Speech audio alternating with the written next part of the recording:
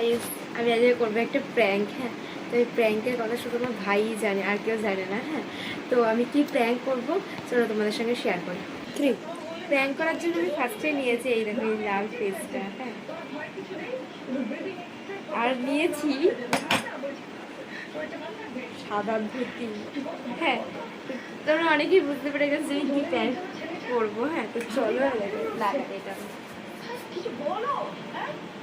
কার বাপের খেসারত দিচ্ছে আমার ছেলে? কি করছে বলো তো এই সমস্ত? ও চুপ করে বসে থাকলে হবে? বলো না আমাকে যে কি করলে আমাদের পরিবারের উপরে এই আক্রমণ বন্ধ হবে, এই অ্যাটাক বন্ধ হবে?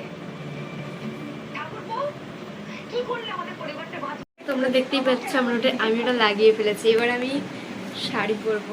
চলো শাড়ি পরা যাক, শাড়ি পরে তোমাদের সঙ্গে আসছি। রেডি হয়ে দেখো।